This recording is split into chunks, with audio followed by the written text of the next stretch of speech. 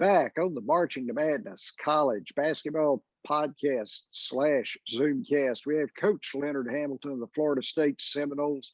He's 22 wins away from 600 lifetime, 22 wins away from 400 at FSU. Coach, you're beginning that 34th year, right? And I'll tell you, man, these years, the way it breaks down, you guys look like you're going to be in pretty good position with another deep, talented team. Well, we're excited about the upcoming season. There's no doubt about that. We feel good about our guys. Guys been working hard. If we can be fortunate enough to stay void of injuries, I think we have a chance to have another good season. Yeah. Very good. And you got 6 new faces. I just was curious how, you worked at creating chemistry to make sure, it's a seamless fit for these guys to, come together and then come together as part of the Florida State basketball program. Well, there's no doubt that we have always been a team that we allow our system to dictate, how we play. Mm-hmm. The quality of our depth probably means a little bit more to us than maybe some other teams.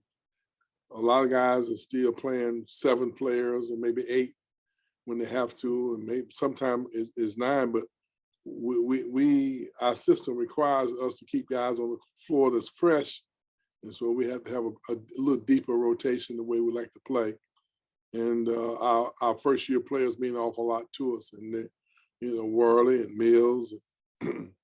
And Butler and those guys, Cam'Ron Fletcher and Naheem McLeod, all those guys are very, very important to us, and we expected, big things from them. Mm-hmm. Rayquan's going to be a key leader for the group. Talk about how you have seen the kid work, since last season to work on, maximizing his production now and more on the basketball court. Yeah, Evans is much more mature, is extremely confident. He's taken over a leadership role. He's poised. He's in great condition, and he's given us tremendous leadership.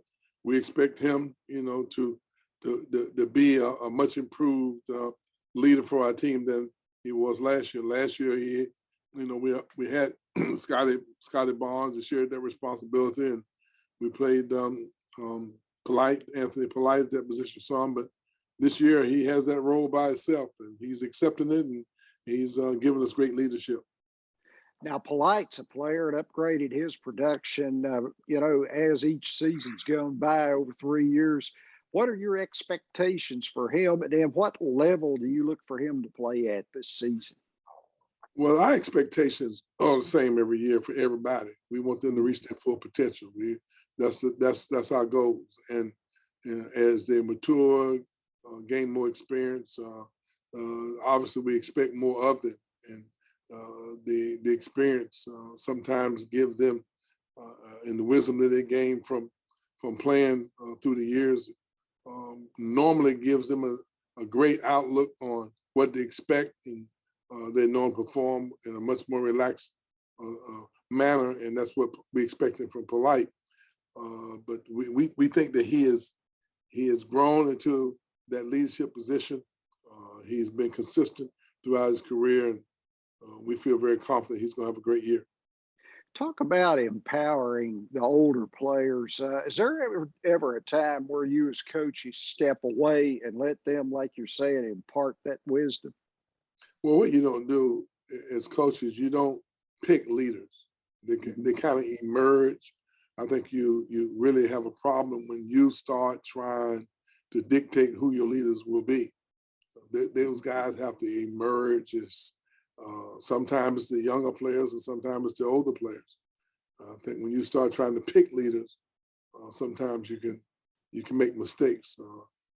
Guys who accept that role, they just emerge and they give you great leadership. Now, 2 players out of the 6 that you have brought in, Caleb Mills comes in from Houston, where he played for Coach Kelvin Sampson there. And then Cam'Ron Fletcher was at Kentucky. He played some there. and he comes into you. How do you envision their contributions? Well, what you don't ever do, I don't ever like to build expectations for first-year players that make it impossible for them to live up to it. Those guys got great attitude. They're very talented. We try to create a situation where they just reach their potential. By nature of how we play, they probably have an opportunity to make major contributions. Sometimes you got to let first-year guys grow and blend in and settle down, learn your system where they feel comfortable. But they're both a talented young men. They're giving me great effort. And, rather than try to put expectations on those positions or on them individually, I try to let that work itself out. Mm-hmm. How are you seeing Malik Osborne as of right now? And is he taking a hop over even last season? Well, Malik is one of our older, more matured players. He's an outstanding perimeter shooter. We played him all over the court. He's a great defender, great rebounder. We asking a lot of him, and he's matured enough that he's embracing the expectations we have of him. He's a great shooter, great defender, good rebounder. He understands our system. He's been through it, and we expected him to respond appropriately. Now, a new player you have, a five-star talent out of Atlanta, Matthew Cleveland. The things I read, the clips, is he is very dynamic and versatile, and he can put the ball on the floor, get to the basket, but he can also shoot at all three levels. Well, Matthew is extremely competitive, plays with a lot of energy, takes great pride in defending, very conscientious youngster who, I'm excited about coaching. He's an extremely confident guy. He is a fast learner. Once again, for a young player, we expected him to come in and make major contribution. He was also the Atlanta Area Player of the Year for fans out there who might not know. It's obviously they know Atlanta is just a talent-rich basketball area.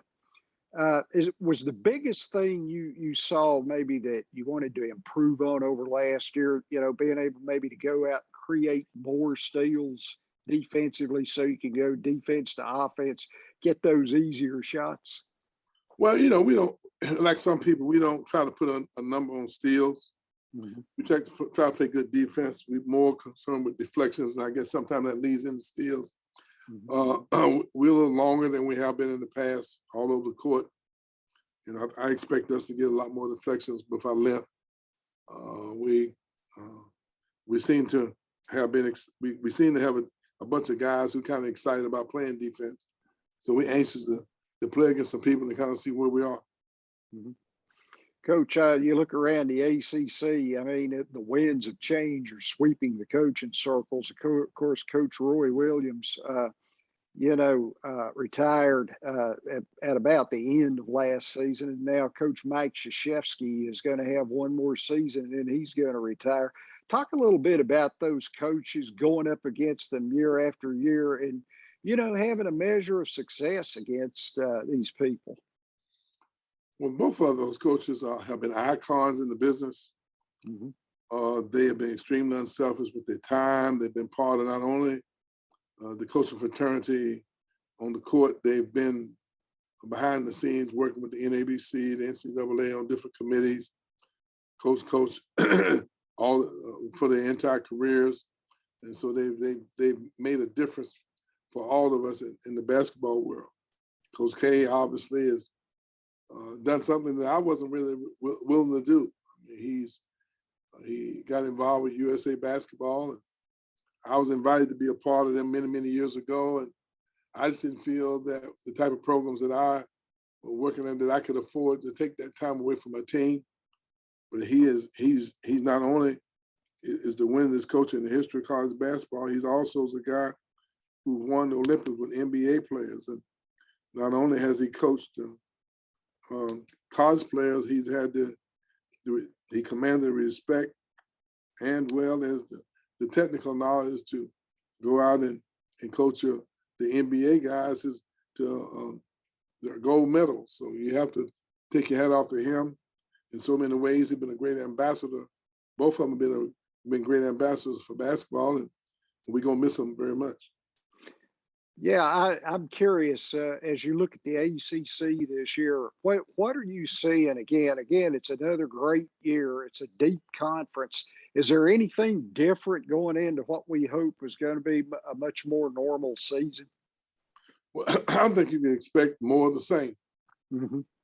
I think that the league is deep. 70% of all the games is decided by 4 points or less, regardless of who you're playing and where the game's played at. Mm-hmm. I don't think it's going to change at all. I think that as coaches move on, other coaches going to move in, and I think that you what you have is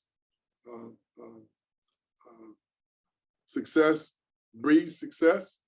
Tradition obviously plays a major role. Great coaching, great talent, great facilities, great fan support. And I think you expect the league to continue to keep shining very bright. Are you happy with the place that we are now in college basketball? I mean, we've made it through the pandemic. We got to a good point, I thought, last year to where we could have with the tournament. Of course, the transfer portal is always a hot topic. Things like more togetherness. I hope, since we went through just such a terrible period, racial injustice and stuff in this country, do you see things going forward again now? Well, I just see a lot of, I think things are changing. Mm-hmm. I don't know whether it's going forward or backwards. I'm going to give the portal, the new time, the kids going straight from the high school straight to the G League. The portal that has got 1,800 guys transferring, thinking they're going to be eligible to play immediately. I'm gonna hold my opinions because opinions doesn't necessarily mean anything one way or the other. I just hope that we don't end up 8-9 years from now and we got 1,000 or so student athletes that have been chasing a dream and with no education, no teams to play for, and that's what I'm hopeful of. So we're going to have to be anxious. I'm anxious to see where we're going with all the different things that are going on in basketball right now.